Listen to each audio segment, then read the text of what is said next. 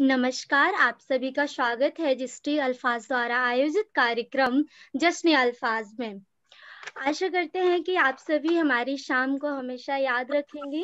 वैसे तो 2020 ने हमें बहुत कुछ यादें दी हैं, कुछ खट्टी हैं, कुछ मीठी हैं, लेकिन हम कुछ अच्छी यादों के साथ यहाँ पर हाजिर। माटी का पुतला हूँ, आपसे जुदा नहीं हूँ। माटी का पुतला हूँ, आपसे जुदा नहीं हूँ। गलती हो तो माफ करना, इंसान हूँ, खुदा नहीं हूँ ना। ऐ खुदा, अपनी अदालत में हम सभी के लिए जमानत रखना, हम रहें या ना रहें, हमारे दोस्तों को यूं ही सलामत रखना। Good afternoon everyone.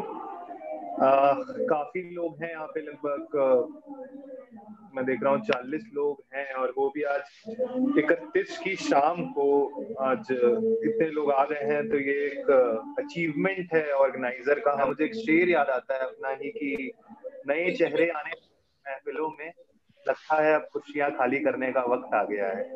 तो काफी खुशी है, और जो बचपन का वो समय याद आता है। एक बार की बात है कि हमारे शहर में एक बारी कवि सम्मेलन हुआ, तो दादी कह रही थी कि आज जाओ, आज एक ऐसा दिन है जहाँ किताब बिना कलम का इल्म मिलता है। तो मुझे लगता है कि शायद ये एक समय होता है जब आप बिना किसी किताब, बिना किसी कॉपी के सहारे पढ़ना सीखते हैं, लिखना सीखते हैं। और ये बहुत जरूरी है कि आज के समय में जब हम पूरे कॉर्पोरेटाइज्ड हो जा रहे हैं, ग्लोबलाइज्ड हो जा रहे हैं, तो कहीं ना कहीं हमें लगता है कि कुछ चीजों को बचाने के लिए हमें साहित्य के तरफ जाना पड़ेगा। और अगर आप राजनीति को भी देख लें या साहित्य को भी देख लें, तो कहीं ना कहीं जब आप अपनी जिंदगी के सबसे खराब दौर में होते हैं, सबसे अच्छे दौर में होते हैं, अच्छे दौर में तो आपके साथ लोग होते हैं, लेकिन जब आप बुरे दौर में होते हैं तो आपके साथ कविता होती है, गजलें होती हैं, शेर होते हैं। तो मेरा मानना है कि मैं ज्यादा क्या आप लोगों को ज्ञान दूंगा। आप खुद सारे लोग काबिल हैं, first year, second year, third year के सारे लोग होंगे, मुझसे बड़े भी लोग होंगे यहाँ पे।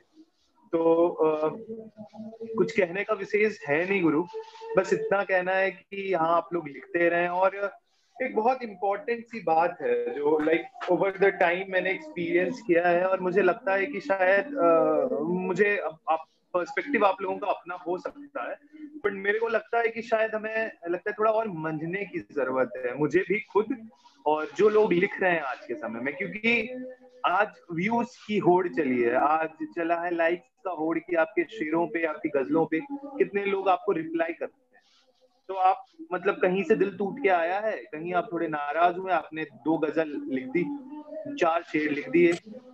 तो एक गजल का एक मतलब, एक शेर है कि उसका मक्ता मुझे अभी अचानक याद आता है कि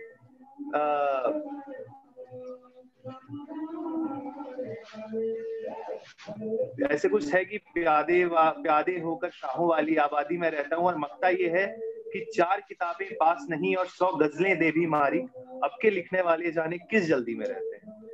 तो मुझे लगता है कि थोड़ा जल्दीबाजी जो है उसको थोड़ा कम करें, और तभी शायद आप पक सकेंगे। क्योंकि ये गजल, शेर या फिर पूरी साहित्य जो है, मुझे लगता है कि ये किसी तर्जुमा के अगर आप देखें तो मुझे लगता है कि कहीं ना कहीं ये खुद की एक कला है जो कि आपको खुद मांझना पड़ेगा। आप दूसरों के दर्द को उधार लेकर के अगर लिखना चाहेंगे तो मुझे लगता है कि वो उतना मजा नहीं आएगा। आप लिख तो लेंगे लेकिन मजा नहीं आएगा। और दूसरी बात, एक बात और याद रखें कि शुद्धियों पर ध्यान दें और अशुद्धियों पर भी ध्यान दें कि हाँ, क्या लिख रहा हूं मैं, क्या लिख रही हूं मैं। क्योंकि जब तक वो चीज नहीं होगा, और आज के समय में, जैसे हमारे समय में तो कम था, दिग्विजय भैया यहाँ पे, उनके समय में थोड़ा और कम रहा था कि लोग जो थे वो लिखने वाले होते थे, पक्के हुए मंझे हुए लोग लिखने आते थे। आज के समय में हर दूसरा लोग इंस्टाग्राम पे अपलोड करता है कुछ बोल करके स्टोरी या कुछ, मतलब वहां पे हमने देखा कि प्रेजेंटेशन का ज्यादा होड़ चला है, या फिर व्यूज और लाइक्स पाने की ज्यादा होड़ चली है एज कम्पेयर टू कि लिखना क्या चाहिए। तो यही बात है, मैं भी सीख रहा हूँ, आप सब भी सीखें, और हम सब मिल करके एक मुकम्मल, कहीं ना कहीं सीखने की प्रक्रिया को और मुकम्मल तरीके से खुद के पास समाहित, खुद के अंदर समाहित कर पाएंगे। और मुझे लगता है कि इसी शुद्धियों के रास्ते से होकर के और फ्रॉड होगा हम सब में, आप में, मुझ में, और ये साहित्य समाज को प्रौढ़ करेगा, क्योंकि आज जो दुरीतियां हैं, कुरीतियां हैं, ये कहीं ना कहीं साहित्य के रास्ते से ही शुद्धिकरण की ओर जाएगी। और जब तक हम उस रास्ते को नहीं ले पाएंगे, तब तक मुझे लगता है कि शुद्धिकरण जब तक हमारी गजलों में नहीं होगी, हमारे शेर में नहीं होंगे, हमारे सोच में नहीं होंगे, तब तक हम समाज को कैसे शुद्धिकरण के रास्ते पर लेकर के जा सकते हैं। और आखिरी मंजिल जो है हम सबका, हमारा आपका एक ही मंजिल है कि वही काम जो आपको पसंद हो, और दूसरी बात वो काम करना है जिससे कहीं ना कहीं समाज एक उन्मुक्त और उन्नति के रास्ते पर जा सके। और बस इतना ही कहना है, आगे आप अपना प्रोग्राम स्टार्ट करें। और मुझे बहुत बेहद खुशी होगी ये सुनने में, और जितने सारे लोगों को सुनने में। और काफी ऑर्गेनाइजर्स हैं यहाँ पे, मतलब ऑर्गेनाइजर्स जो भी हैं, काफी लोग हैं यहाँ पे। ऑर्गेनाइजर्स को भी बहुत बहुत धन्यवाद कि आज आपने ये रखा है। और ये पूरे पेज को लेकर के कि कितने भी कम लोग जुड़े, कितने ज्यादा लोग जुड़े, ये जरूरी नहीं है। कितने सशक्त और कितने खुले विचार वाले लोग जोड़ सकते हैं, ये जरूरी है। आप ये मत देखें कि हमारे पास 4K फॉलोवर्स है या 400 फॉलोवर्स है। अगर आपके पास 400 फॉलोवर्स भी हैं जो कि अच्छे लिखने वाले लोग हैं, तो मुझे लगता है कि शायद कहीं ना कहीं आप एक अच्छा एक इंसान या 4 इंसान भी अगर कहीं ना कहीं कुछ बेहतर कर पा रहा है, तो वो 4000 शांत बैठे हुए पैसिव फॉलोवर्स से ज्यादा अच्छा है। तो मुझे लगता है कि आप सारे लोग लगातार ये कार्यक्रम कराते रहें, ताकि एक जो फ्रीक्वेंसी होती है या फिर एक्सीलरेशन जो होता है वो लगातार बढ़ता रहे, और कहीं ना कहीं बढ़ता रहेगा, तभी हम एक सशक्त समाज की ओर जाएंगे, एक अच्छे समाज की ओर जाएंगे। बहुत बहुत धन्यवाद मुझे बुलाने के लिए, मुझे आमंत्रित करने। धन्यवाद। बुझी समा भी जल सकती है, तूफानों से कश्ती भी निकल सकती है। हो के मायूस यूं ना इरादे बदल, हो के मायूस यूं ना इरादे बदल, तेरी किस्मत भी बदल सकती है। धन्यवाद भैया आपके इतने अच्छे अल्फाज के लिए, इतनी सारी शुभकामनाओं के लिए। अब मैं हमारे दूसरे guest of honour mister Harish Chaudhary ji से अनुरोध करूंगी कि वह अपने अल्फाजों से हमें अभिभूत करें एवं अपना सानिध्य प्रदान करें। धन्यवाद। आमंत्रण है, उसके लिए उन्हें दिल की गहराइयों से आपका शुक्रिया, क्योंकि हमारी जो भी तमाम बातें आज के इस परिवेश में साहित्य को लेकर चल रही हैं, तो उस पे मोटी मोटी रोशनी शिवम डाल चुका है। ज्यादा कुछ मेरे पास शिवम के कहने के बाद इस मुद्दे पर कुछ रह नहीं गया है। बस इतना है कि जब शिवम बोल रहा था तो उसमें मुझे एक लाइन मनोज मुंतशिर की याद आती है। मनोज मुंतशिर कहता है कि आज की पीढ़ी के साथ दिक्कत केवल ये है कि आपको बोलना ज्यादा है, सुनना कम है, आपको लिखना ज्यादा है, पढ़ना कम है। मतलब ये आज की जो रूढ़िवादिता है या आज का जो भी परिवेश है, उसमें जो सबसे बड़ा संकट है वो यही है कि हम पढ़ना नहीं चाहते, लिखना चाहते हैं, हम सुनना नहीं चाहते, बोलना चाहते हैं। और किसी ने ये कहा भी है कि एक अच्छा वक्ता, एक अच्छा श्रोता होना पहले जरूरी है। तो तमाम जो भी बातें हुई कि परिवेश, जैसे शिवम ने कहा था कि दिग्विजय भैया के समय पे दूसरी चीजें थी, हमारे समय पे फिर और थोड़ी चीजें त्रस्त हुई, और अब आगे तो और ज्यादा चीजें बिगड़ती जा रही हैं। और हाँ, आज का परिवेश जो सबसे बड़ा टिकटॉक आया उसके बाद से मुझे ऐसा लगता है, मतलब जो स्तर ज्यादा बिगाड़ने का जिसने काम किया, टिकटॉक आया। टिकटॉक के बाद में तो तमाम चीजें हुई हैं, जैसे यूट्यूब ने भी यूट्यूब शॉर्ट्स लेके आ गया है, इंस्टाग्राम भी इंस्टाग्राम शॉर्ट्स वीडियोस लेके आ गया है। तो उसके चक्कर में क्या हुआ है कि लोगों में होड़ मच गई है कि किसके फॉलोअर्स ज्यादा हैं, किसके फॉलोअर्स बढ़ जाएंगे। मतलब ऑफेंड होने की जरूरत नहीं है, लेकिन जो भी लोग हैं वो इस तरह की चीजों को अंजाम दे रहे हैं, चाहे मैं ही क्यों ना हूँ। किसी न किसी स्तर पर मैं खुद चाहता हूँ कि मेरे फॉलोअर्स या और कुछ, मैं तमाम किसी भी तरह की जो भी चीजें मैं कर पाऊँ और उससे लोगों के सामने मैं हाईलाइट हो पाऊँ, तो मैं उनको करने से चूकता नहीं। परंतु सोचने वाली जो बात है वो ये है कि हम साहित्य को बिगाड़ रहे हैं या सच में साहित्य की समृद्धि में अपना योगदान अदा कर रहे हैं। तो जब हम मतलब किसी रिजल्ट पर पहुंचने की कोशिश करेंगे, थोड़ा सा सोचेंगे, तो हम पाएंगे कि यार हमने कितना पढ़ा है। मतलब वो मनोज मुंतशिर एक बात और भी कहता है कि, मतलब मेरा काफी फेवरेट है इसलिए मैं उसके जो कोट्स हैं वो यहाँ पे आपके सामने रख रहा हूँ। मनोज मुंतशिर कहता है कि लिखना छलकना है और पढ़ना भरना। जब तक आप भरेंगे नहीं तब तक आप छलक नहीं सकते। तो बात जो है कि भरने के लिए हमें पहले खूब सारा पढ़ना पड़ेगा। और आज की सिचुएशन में मैं खुद इस चीज से काफी त्रस्त हूँ कि पढ़ना काफी कम होता है जितना लिखने की कोशिश हो जाती है। तो बात यह है कि ये ऑब्वियस है कि हम जब तक नहीं पढ़ पाएंगे, जब तक हमारे मुख जुबानी इतने शेर याद नहीं होंगे कि हमें ये पता लग पाए कि क्या ये ख्याल नया है। क्योंकि किसी ने कहा है कि हमारा दुख तो लिखा जा चुका है, हम तो किसी और का दुख लिख रहे हैं। तो बात यह है कि लिखने में सबसे बड़ी चुनौती, जहां तक मुझे लगता है, जहां तक मैं चीजें समझ पाया हूं, कि आपके ख्याल क्या पहले लिखे नहीं जा चुके हैं।